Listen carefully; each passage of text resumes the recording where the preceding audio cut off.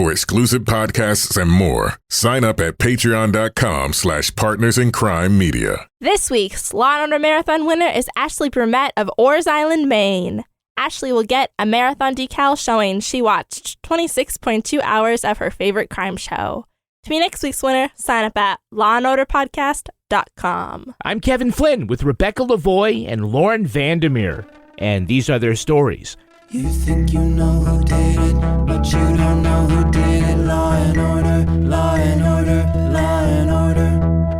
It's no ordinary police procedural, baby. It's the FNOG of police procedurals, baby. Law and order, law and order, law and order, law and order. These are their stories, these are their stories. Welcome to These Are Their Stories, the podcast about network TV's most enduring crime franchise and the real-life cases that inspired their shows. I'm Kevin Flynn. Each podcast will break down an episode from either Criminal Intent, SVU, or Original Recipe.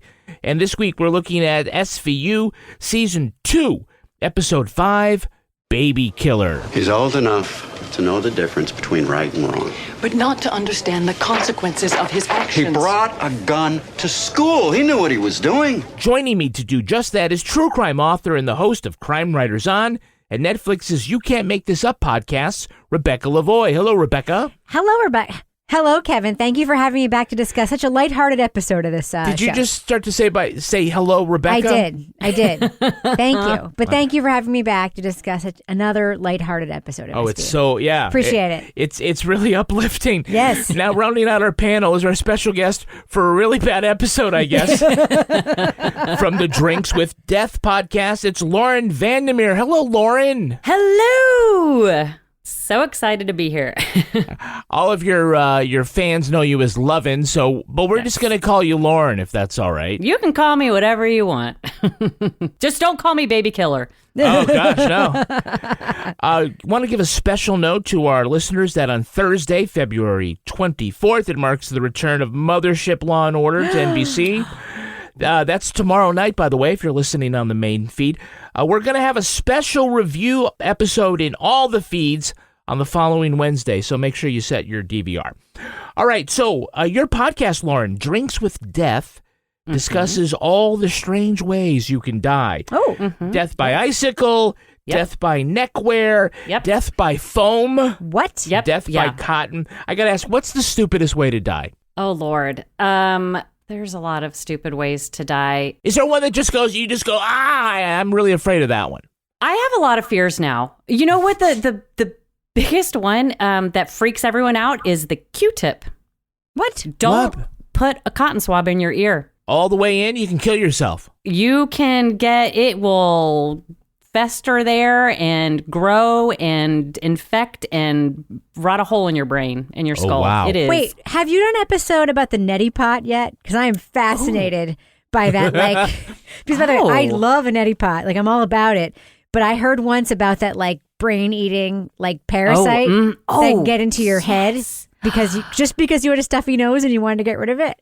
That. Oh my God, I'm nightmare. totally writing this down. So we might have to work this into death by brain-eating amoeba, but totally going with the neti pot because I have had that thought and fear because I'm afraid of everything now, is you've got to make sure you use the right water, right? Yeah. I still, by the way, completely use my tap water. I'm sorry. I just can't not. I'm not going to go buy a gallon of water just because I have a stuffy nose.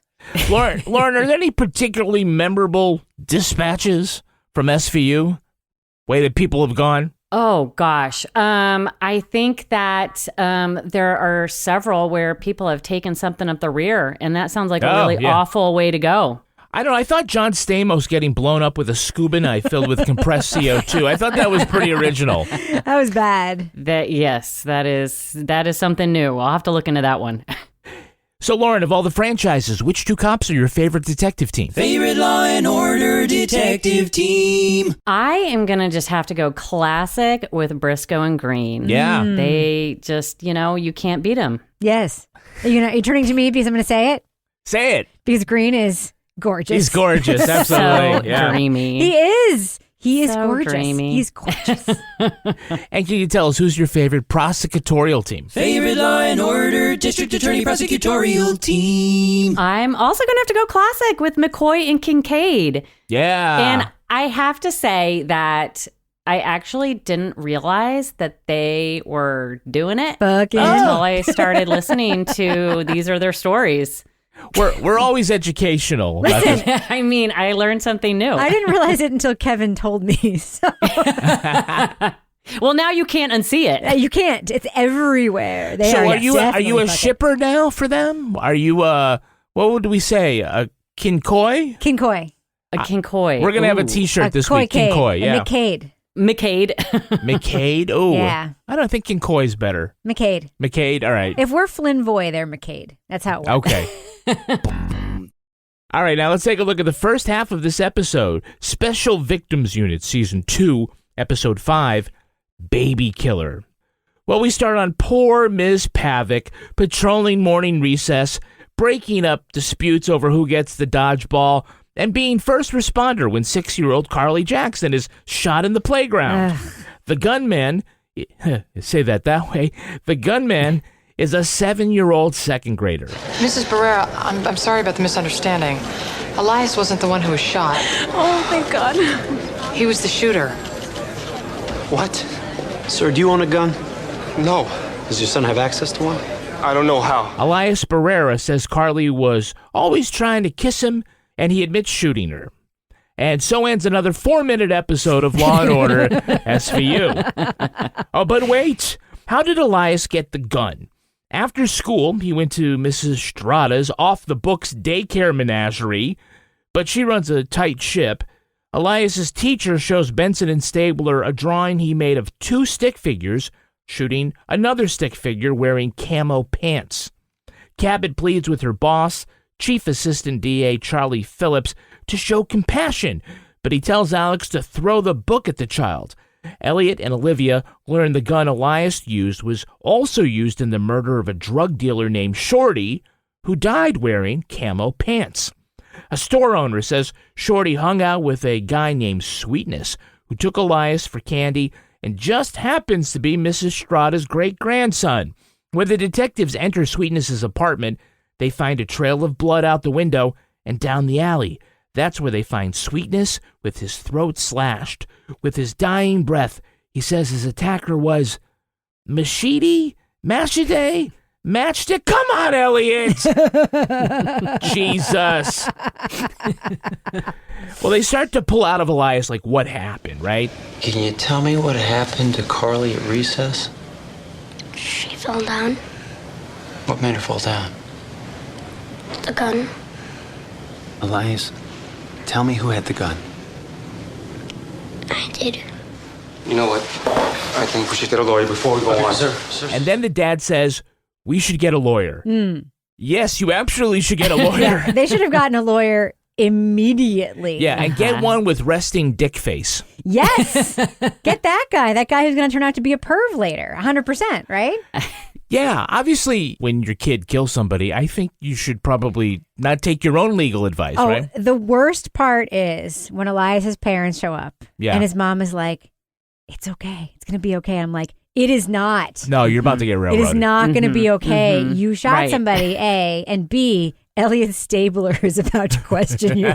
Nothing about this is going to be okay. That's what I said. I was like, why is Elliot interviewing this kid? Yeah, but he was actually nice. This is like the only time Elliot has ever talked to a brown person and actually been nice in the history of the show. I was my observation. I'm like, is Elliot being kind to a shooter on Yeah. SVU? It's amazing. It reminds him of Dickie, you know? So he's like, I'm going to be nice to this kid. My family. It could have been my kid. I will say there's a lot of little kids with attitude at this school. Oh, yes. Where did Elias get the gun? From his pants. Before that? I don't know. I mean, they're just kids. That's how kids are. I don't know if you know that, Kevin, but that's literally how any kids are at any school. Have you ever been to a school? Second grade, though? Yes. Have you ever been to a school? Have Yeah, you? What about been the to- kid with the bouffant? And he had like the little milk, the dried milk in the corner of his mouth. I love that. You're just like, what is that? She kissed him all the time. What would he do when she kissed him? His face will get all red.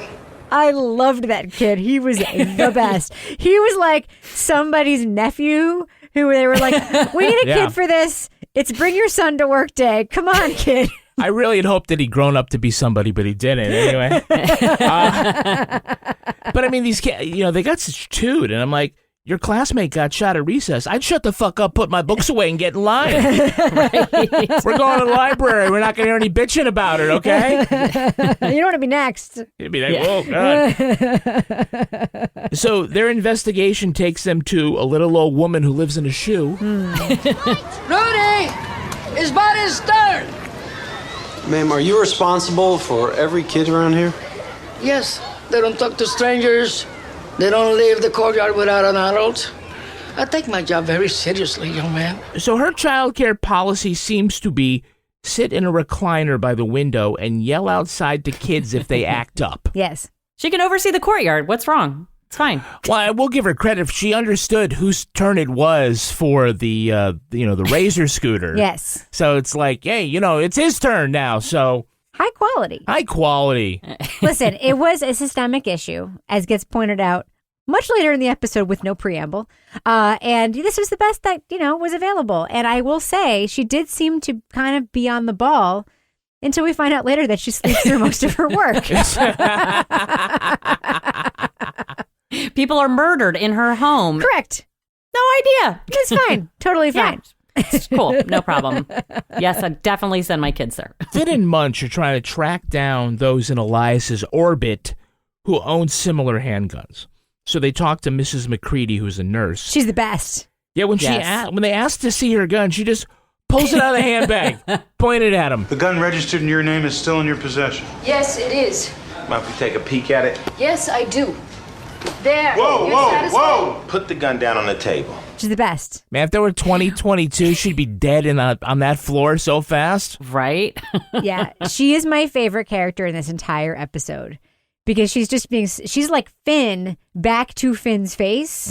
Just like, I want a whole spin-off sitcom, like a Maude style sitcom that is just Finn and her, Raina McCrary, just trading one-liners back and forth. Like they get married, move to a condo in Boca, and it's just the two of them, her in a caftan and him in his ponytail, just trading one-liners. It's incredible. Lauren, I did like the line where she said, carrying a concealed weapon is a felony. I don't. I leave it here so the appliances can defend themselves. Right. In between her putting her lipstick on. Correct. Yeah. It's a very important scene. And then her son comes out and he has all the lingo. It's like, are you friends with Elias? Yeah, he's the one who popped that little girl. I'm like, damn. Right? I know. It's problematic. Raina's son is he's not hanging out. He's with it, hey, word gets around. Yeah. So we have a couple of, hey, it's that guy. Yeah, we do. Hey, it's that guy. Can you tell me the name of the actor playing Nicky Crow, a.k.a. Machete? Ooh, I can't. I don't know. I'm usually good at this. 300,000 people practice Santeria in New York. They need to shop someplace they can trust. Rebecca, do you know? Yes, of course I know. That's Carlos Leon, a.k.a. Lourdes, Madonna's daughter's dad. Madonna's baby daddy. What? Yeah. Yes, it's Madonna daughter's Lourdes' dad, Carlos Leon, who was Madonna's fitness trainer, I believe, who she then got together with. This was post Sean Penn. Yeah. And had a kid with, and they were together for a little while, and then he became an actor. Yeah, that's right. He threw a hot dog down that hallway. Whoa, how did I miss that one? I mean, he comes on the screen, and I'm like, oh, that's Madonna's boyfriend. I mean, that's literally... Well, good for you, because I don't think everybody would have got that. 7 Law & Order I universe was alive appearances. in the 90s. That's how I know that. Yeah, he's the father of Lourdes Leon. 7? 7, yeah. Wow. Oh, wow. Yeah. Wait, does he always play a bad guy? He always plays a bad guy, doesn't he? It's unfortunate. He probably always plays a bad guy. I haven't seen all the ones that he's been in. Yeah, I Obviously, guarantee he always plays a bad guy. I did not notice that that's who that was. Yeah. Now, did he get these after he knocked up Madonna? Yes. Did he start his... Okay. Pre- That was a Madonna. good career move, yeah. He was Got it. literally Okay. like a dancer / aerobics instructor or something like that. That's how they met. Yeah. Yeah. It's the natural progression. You move to Law & Order after that. Correct. Yeah. And when she sang Papa Don't Preach, this is who she was No. talking about, yeah. Really? No. So you've seen him in bit parts in Blue Bloods, Ugly Betty. His best acting job was smiling all the way through the premiere of Evita. She was fine in that movie. She did fine. Yeah, it's fine. It was fine. I mean, she was no Patti LuPone, but it was fine. Yeah. So he also played Carlos Martinez, an inmate smothered to death by an evil prison nurse in Oz. Oz, which also starred... Yeah, we know. Elliot Stabler. And who else? J.K. Simmons. Who played? Skoda.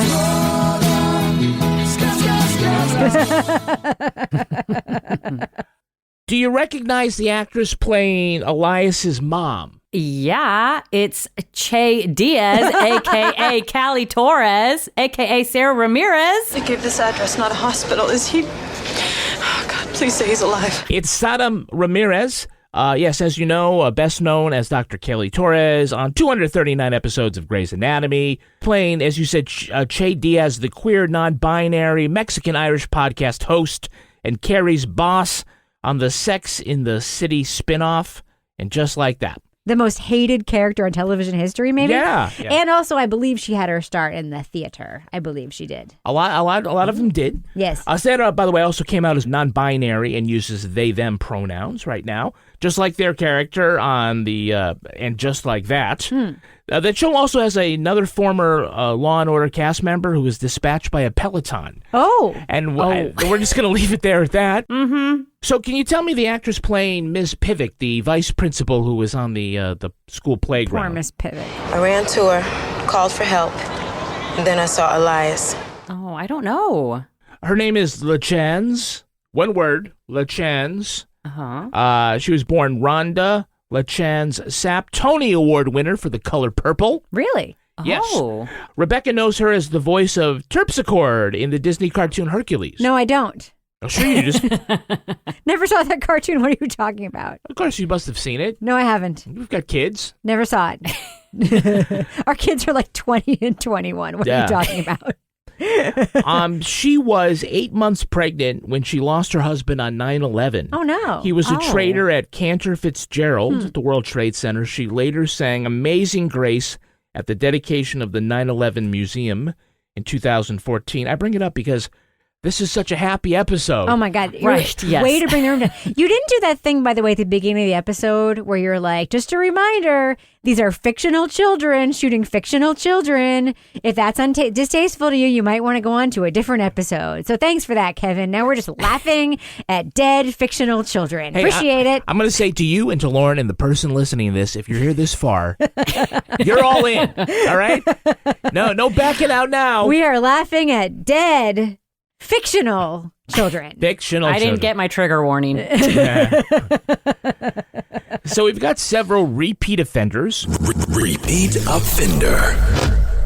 We see Carolyn McCormick as Yes. Olivette. Love her. Yeah. He knows it was wrong, but at the time he pulled that trigger, he did not. Playing attorney Sorensen is resting dickface actor Josh Pace. Yes. They're prisoners in their own home. The protesters, death threats, the media trying to sneak into the building. Jeffrey Dumund is Cabot's boss Charlie Phillips. Boo. The law is not interpretive, counselor. It is to be very narrowly construed. He can be charged. The homicide detective is Gene Canfield. We just saw him in the SVU episode Rotten. Mother swears by all known saints he wasn't a dealer. We think drug deal gone south. And back again is Sasha Toro as Rosario. She's best known as Backpack from Dora the Explorer. Ain't that right, Spud? Backpack. Yum, yum, yum, delicioso. Oh, my God. By the way, did you catch the uniformed cop at the end of the show? No. Best we can put together, he tried to join a group of kids playing ball. That actor is Tracy Howe. His IMDb page says he is the first actor to appear on all 3 Law & Order franchises. The first one. Ooh. Obviously, he's wrong. He got that wrong. So I ended up doing a deep dive trying to figure out who it would be, and I have determined that actor is Jace Bertok. He was on the first episode of Criminal Intent, first scene, and so he'd been on the other 2. I'm going to give him the award. Yep. The first regular characters to do it, Jesse L. Martin and Jerry Orbach. Yep. You mean we got a nut job out there? You didn't hear from us, but yeah. Someone spiking tablets of Procedural. Oh, really? I don't have the guts to call up Tracy Howe and tell him his IMDb page is bullshit. Yeah, he probably has the $20 a month one, though, where you can edit your own. Could be. Yeah. Could be. By the way, I have 2 separate IMDb listings for myself that people set up. If anybody's got an account, I'd really like to merge those 2. Okay. Maybe give a photo. It's Yeah. kind of embarrassing. Lastly, do you recognize the ballistics technician? Nope. Here's a side-by-side comparison. Same right twist, same riflings. That is David Jung, 7 Law & Order Universe appearances. He is a former U.S. and World Air Guitar Champion. What? Yeah. Wow. Wait. Didn't know that was a thing. Is that a sport?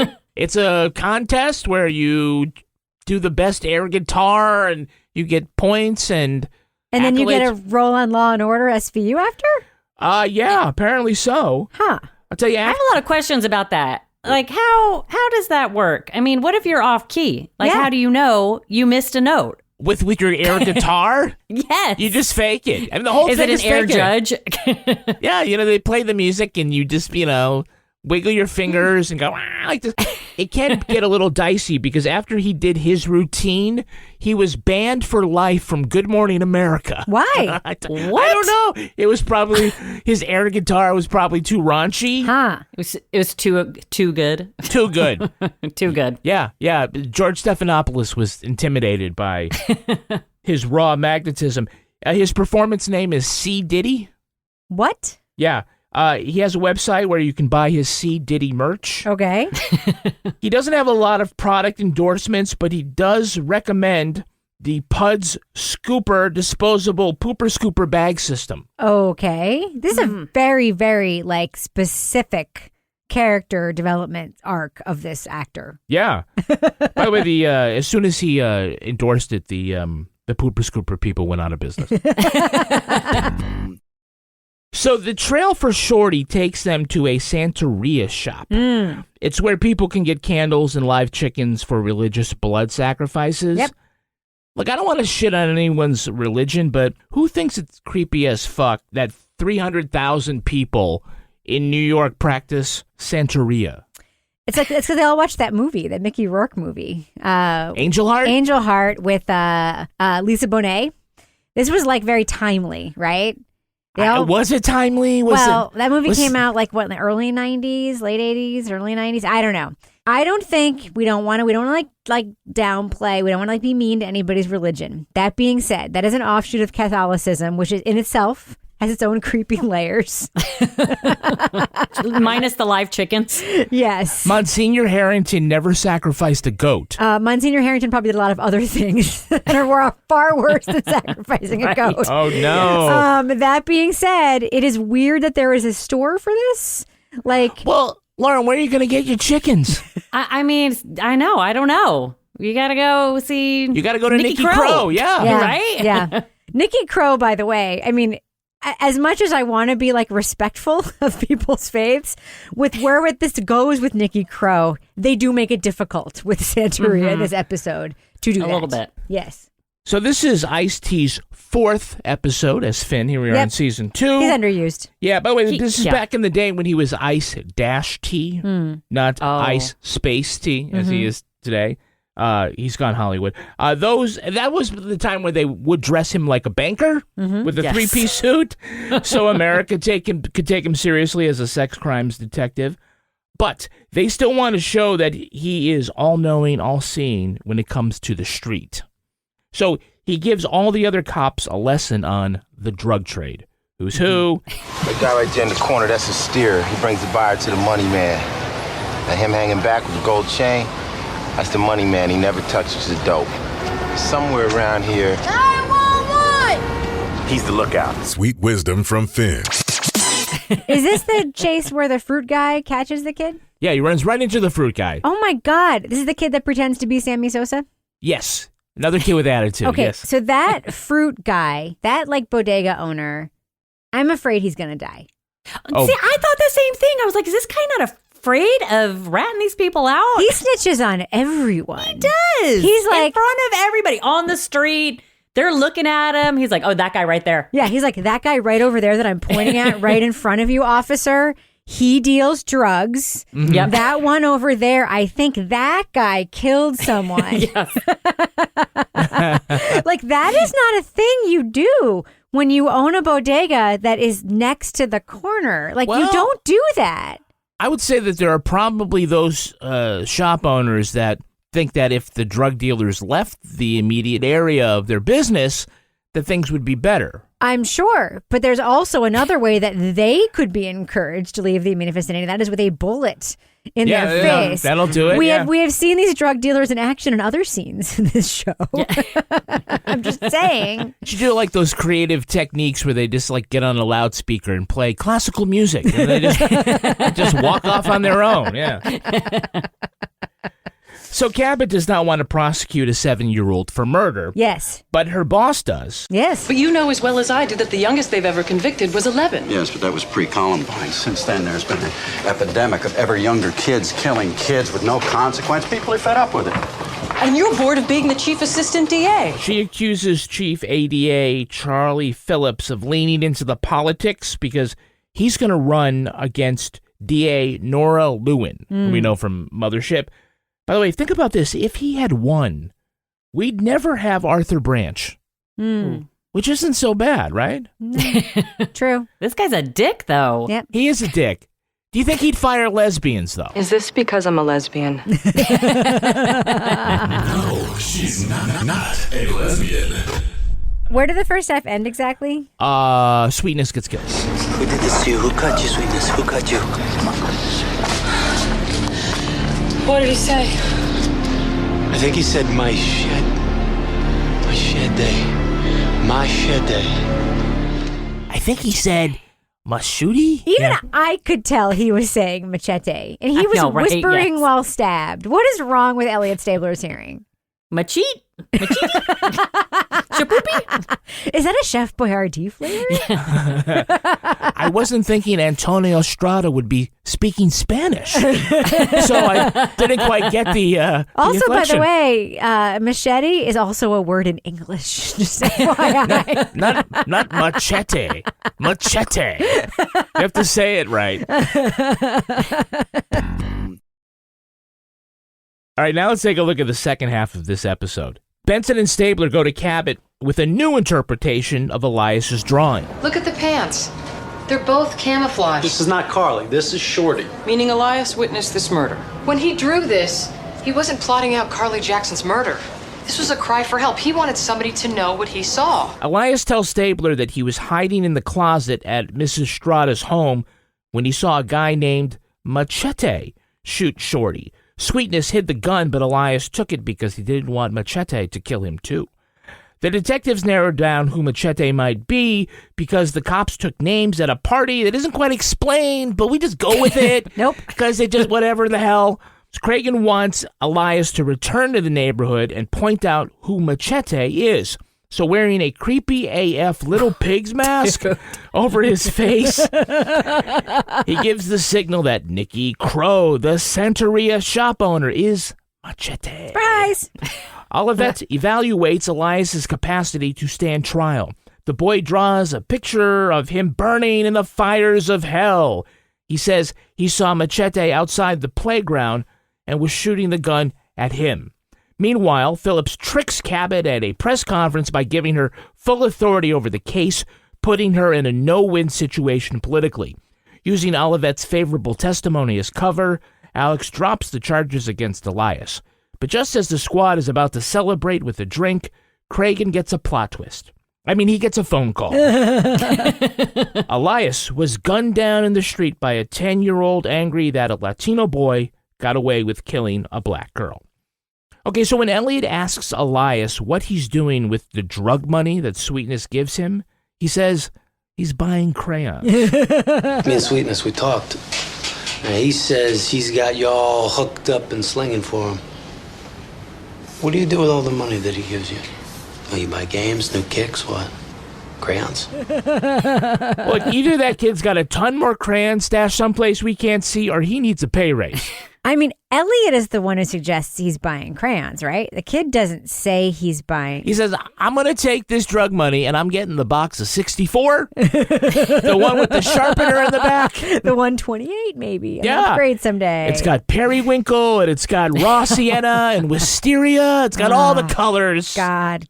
First of all, his drawing, his camo skills, and the plaid detail on that pillow were impeccable for a 7-year-old. But then when they go in to look at the couch was like blue with white dots. Not plaid. plaid. He's like, cushion's missing. I'm like, wait, what? Yes. Yeah. I agree. He also, nailed the camp. By what kid uses the white crayon? You know, he used it and it looked great. And then he had like this Harris tweed checker pattern that he put in the pillow, used to muffle the gun. But I thought, I don't know about you guys, with the context of the playground shooting, I thought he used a lunchbox to muffle the shot. You thought that's what that was? I thought it was like one of those like LL Bean like insulated lunch bags. I'm like, man, that is some gangster shit. You get your mom to pack you like a peanut butter and jelly sandwich and you're like insulated lunch bag and you're like, I'm gonna silence this shit with my lunchbox. That's what I thought was in the drawing. Gonna put it right through the thermos. Right? It's like, I'm not eating the carrots, Mom. Boom. So to get him to identify Machete, and I love calling it Machete, they get the great idea to have him go door to door wearing a Halloween mask of one of the 3 pigs in a nightmare. Is this really going to help preserve his identity? It'd be like, well, what other kid do I know working with the cops who might have used my gun in a separate shooting? Who could that be? Also, is it Halloween? No, it's not Halloween. Did they say trick or treat? They're like, hey, we're bringing this creepy little kid in. Wearing a pig mask. From like 1900. Which, by the way, with us, the pigs. With the pigs. Yes. Here's our little junior pig with us. And we're just going to have him squeeze our hand. I mean, it was ridiculous. The only thing better, Lauren, would be if he was wearing a goat mask. And they thought he was coming in for a sacrifice. What would have been really smart would have been that they had a very, very short cop, and they had him sit on that short cop's shoulders with a coat around him. A trench coat. Yeah. Could be just 3 of them stacked up. Exactly. To pretend. I mean, could they have done anything? Like maybe put him like in a wheelchair, pretend he was like a different person. They could have done a million things to disguise this little kid a little bit better. They didn't care about him at all. Nope. Not at all. Don't worry, kid. He'll never know that you said anything until you have to testify against him in court. Yeah. But remember, kid, you have to live long enough to make it to trial, so eat your green beans. You know what else I could have done? What? Walked around the neighborhood, taking some pictures of the people, and then just showing the kid the pictures. You had a photo array of everybody, and you already eliminated except for the last 3 people. That's right. So we have a crossover. Making an appearance is longtime shrink Elizabeth Olivet. Yay! Olivet, gentle Olivet, Olivet, who's there not today? She asks Elias to draw a picture of what should happen to him. What's that? Hell. You think you're going to burn in hell for what you did? Yes, you are going straight to hell, young man. Not before drawing a picture of himself with a big scared mouth. Ooh, I was scared. I mean, did anyone else think that he drew a picture of Mr. Bill and it was just Mr. Bill in hell? Kinda, yeah. It really was. Oh no! I'm in hell. Ooh, and a scared face. Mm-hmm. I mean, Yes. the O is the O mouth scared face. Yeah. But very precise O's. Like it was very, very precise oval eyes and the little nose. I mean, he was very, it's a very nice artist. What was sad was that she did say, I hear you're a very good artist. And then we watch him draw that thing that is not very good at all. I thought it was Artist pretty good. subjective. Come on. Yeah. By the way, at no point does Olivet say, no, you're not going to hell. She just lets it stand. Yep. Yeah, I guess it's going to hell. Yeah. Not looking good for you, kid. Oh. I hope you have some shorts. I hear it's hot there. By the way, this is when we learned that Elias was actually shooting at Machete in the street when Carly got in the way. Yep. Stupid bitch. If she wasn't trying to kiss him, she'd still be alive. Yeah. Sexual harasser. It's like, that's what you get for being a second-grade nympho. This is fictional dead kids, everyone. Fictional dead kids. Fictional dead children. Just a reminder. So the phone rings as everyone in the squad is on their way for a celebratory drink. We're on our way to McMullen's. How about we buy a congratulatory drink? Sure. Great. And Finn says... Hey, Cap, you coming? And Cragen says, no, I've been an alcoholic on this TV network for 12 years. I am not joining you knuckleheads at the bar. So that call was that Elias was shot in the street. And the first thing I thought was, well, I guess Machete's going to walk now. Yeah, the first thing I thought was Elias is going to find out if he goes to hell or not now, I guess. He knows. Right? Fictional kids! Hey, leave me alone! Can't kill a sister and just walk. Hey, come on, man, leave me alone, man. I didn't do nothing, man. Cycle never ends, does it? Welcome to the Gaza Strip. The ending was depressing as hell. Unnecessary. It was so... Oh, yeah, that was necessary. Yeah, it really was. What do it we was get? Just all wrapped up in a neat little bow at the end. Right. You mean a bloody little bow in the street? A bloody little bow. I'm sorry. Yes. What about Elliot's statement at the end? His last line. The Gaza Strip line. Oh my God. Yeah, it seemed a little... I mean, I guess he's trying to make a comment about the cycle of violence. But, you know, Jews and Palestinians, and it's like kids, like second graders of color is the... I don't know, yeah. It was a stretch. I'm sure for the year 2001, it was pretty progressive. Weird time, though, because this was like right after, during Clinton's presidency, right? This was like during a time of like weird, like, I mean, I don't know. Very strange. Unnecessary, strange, weird. Weird. Unnecessary. Didn't like it. Also didn't like the visual of a dead 7-year-old in the street. Yeah. Although I am excited to see whether or not he goes to hell. Yeah. Fictional kids. Fictional kids. Fictional hell. You know what else is going to hell? What? All right, let's take a look at the real-life story that inspired this episode. I'm going to go to hell. It's time for a rip from the headlines. You think you know who did it. You think you know who did it. But you don't know who did it. You don't know who did it. Rip from the headlines. This episode is inspired by the death of 6-year-old Kayla Rolland. The first grader went to school near Flint, Michigan. Among her classmates was a boy who'd been living in a drug house with his brother and uncle. He'd been getting in trouble in class for fighting, swearing, and other aggressive behaviour. In February 2000, the boy tried to give Kayla a kiss, which she rebuffed. The following day, the boy came to school with a .32 caliber pistol tucked in his waistband. The child had found it beneath some blankets at his home.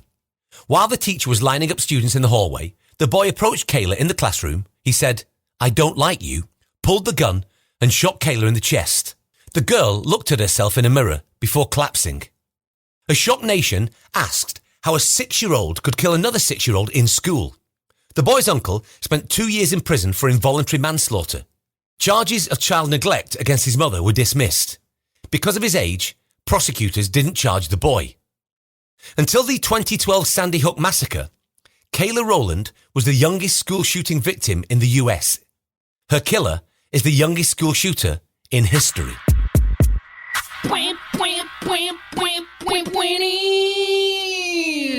So, again, it's totally uplifting. Yeah, right.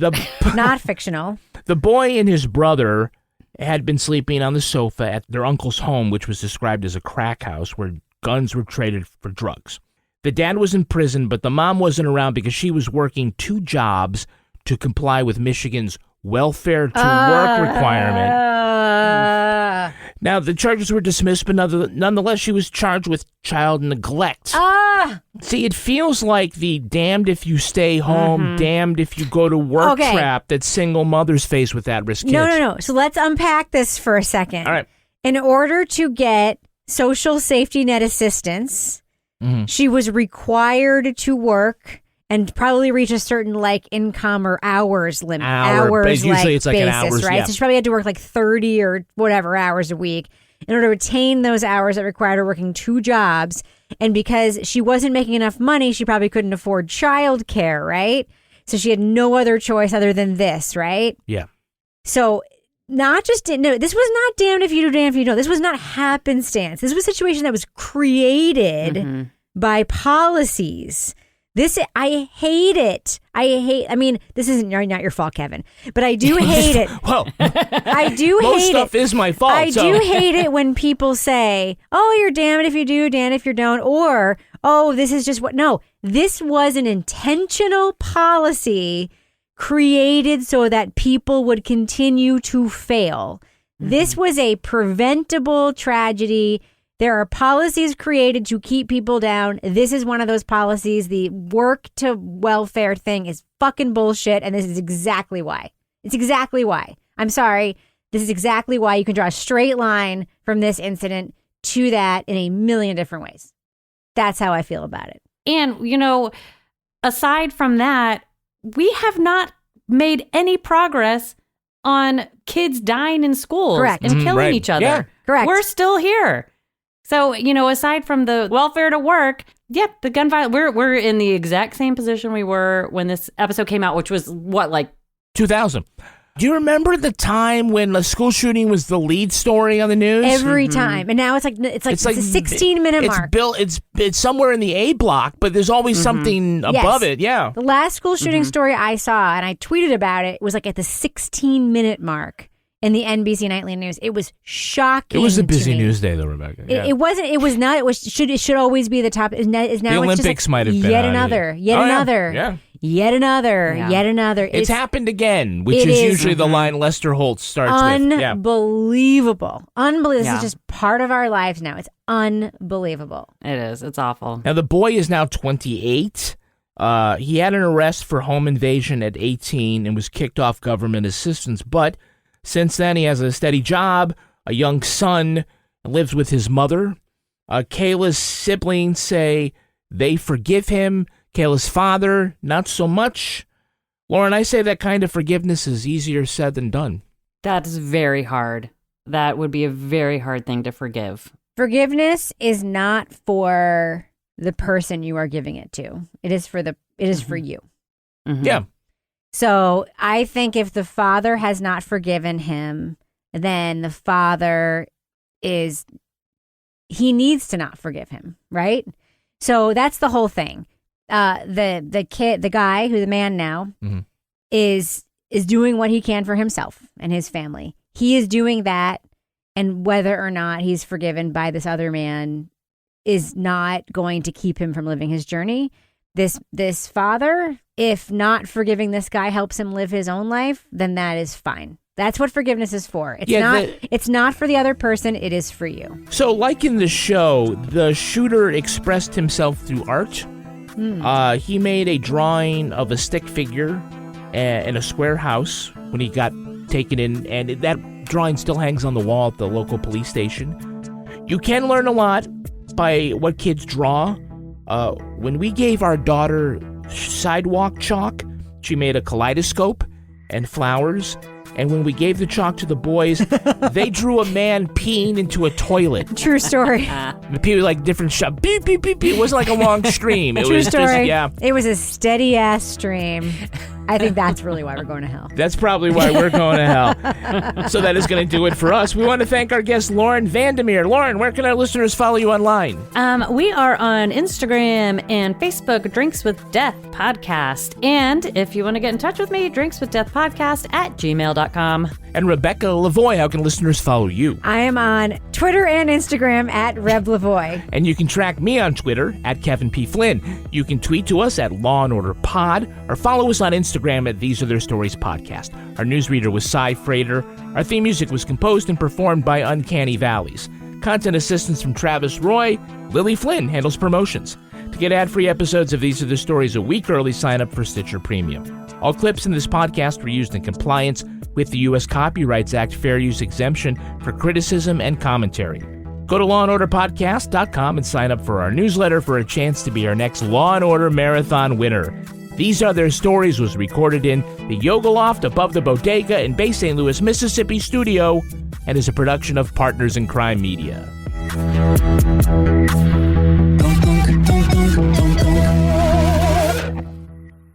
Partners in Crime Media.